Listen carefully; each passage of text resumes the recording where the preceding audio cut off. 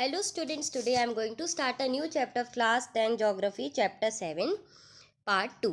तो यहाँ हम देख रहे थे कि सीमित सड़कें क्या है। तो ये देखो एक संगठन बनाता है प्रधानमंत्री ग्राम स्वरोजगार योजना का 1916 में।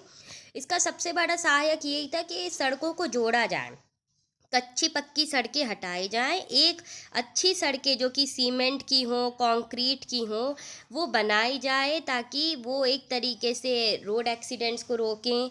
एक मेजर कंट्री का एक मोटेबल रोड बने जहाँ से सामान लाया और छोड़ा जा सकता है। फिर इसके बाद अगर हम देखें तो बॉर्डर रोड है। तो देखो ये border road of organisation government की अंडरटेकिंग में आता है।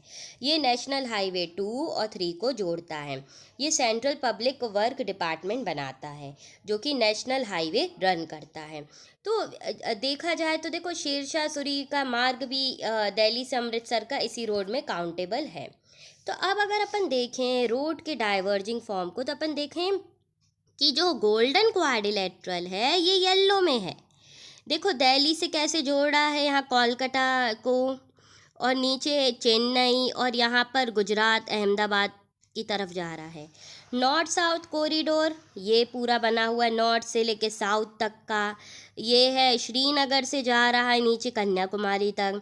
ईस्ट वेस्ट कॉरिडोर हम देख सकते हैं पोरबंदर से लेके इम्पाल यहाँ पर जा रहा है। नेशनल हाईवे ये इतने सारे हैं जो पूरे स्टेट्स के कैपिटल्स को जोड़ते हैं और बड़ी बड़ी सिटीज़ को जोड़ते हैं। और इसके बाद हम देख सकते हैं नेशनल हाईवे विद नंबर।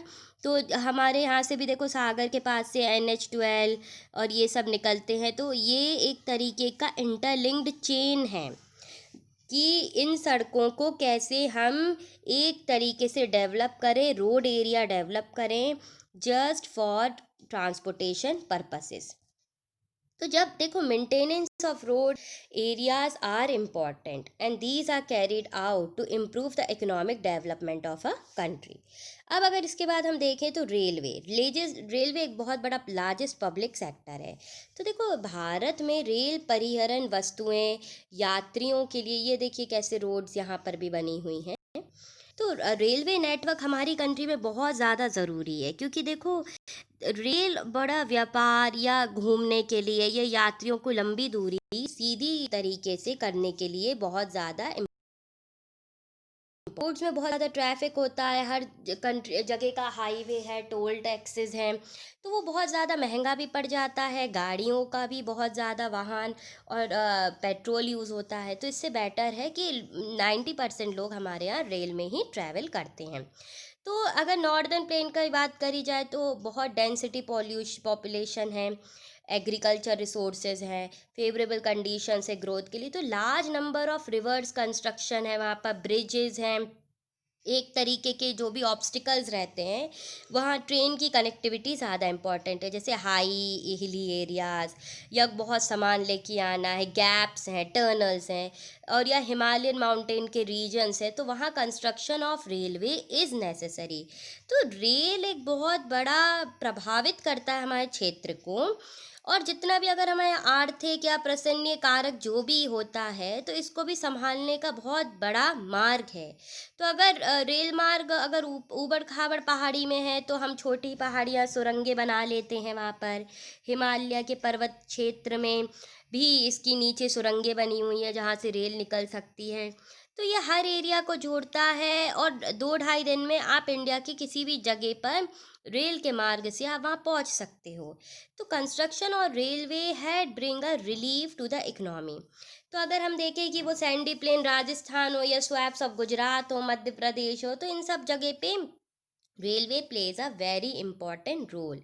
तो ये है एक बड़ा प्रिंसिपल मोड ऑफ ट्रांसपोर्टेशन जो कि मल्टीफेरियस एक्टिविटी है, चाहे बिजनेस पर्पसेस के लिए घूमना चाहो, साइट सीइंग के लिए, कोई तीर्थ यात्रा हो, ट्रांसपोर्टेशन ऑफ गुड्स हो, या बहुत बड़ा परिवार के लोग साथ में जाना चाहते हैं तो रेल कम से कम 150 साल पुरानी है, सेफ्टी रहती है, आपको टेंशन लेने की ज़रूरत नहीं है जैसे अगर कार हो तो कि ड्राइवर की नींद पूरी हुई है कि नहीं। तो ये सब बहुत चीज़ें हेल्प करती है। अब इसके बाद है पाइपलाइन। तो देखो भारत में पाइपलाइन भी एक नया क्षेत्र बन गया है अंडरग्राउंड। अगर हमें कुछ मिनरल या कुछ लिक्विड स्टेट की कोई गैस हो तो उसको निकालने के लिए बहुत काम आता है। तो अगर पेट्रोल है, तेल है, तो इन सारी स्लरी चीज़ें हैं, तो इसको आप पाइपलाइन के थ्रू लेके जा सकते हैं। सेफ़ रहता है, इसमें गैसेस को लीक होने का खतरा नहीं होता है। अगर लिक्विड है तो उसको बहने का खतरा नहीं होता, आग लगने का खतरा नहीं होता है। तो पाइपलाइन ट्रांसपोर्टेशन हमारे यहाँ हुआ है आसाम से कानपुर, गुवाहाटी, बुरमे, जहाँ जहाँ पर हमारे पास नेचुरल मिनरल एक्सट्रैक्ट्स निकले हैं। राजबंद, मौग्राम, गुवाहाटी, सिलीगुड़ी, सालिया, गुजरात, इन सब एरियाज़ में ये सबसे ज़्यादा यूज़ होते हैं। फिर इसके बाद हम ये देख सकते हैं वाटरवेज़। भारत में लोग प्राचीन में समुद्री यात्राएं करते थे। इसमें नई नई बोट्स चलाते थे, नौका लोग होते थे। वाटर ट्रांसपोर्टेशन अभी से नहीं, ब्रिटिशर्स के टाइम से चल रहा है। और बहुत बड़े बड़े 3 3 4 4 दिन का सामान ये लोग लेके जाते थे, महीनों महीनों ट्रैवल करते थे पानी में। तो ये बहुत बड़ा ट्रांसपोर्टेशन है और चीपेस्ट मीन्स है पानी के रास्ते से सामान लेके जाना।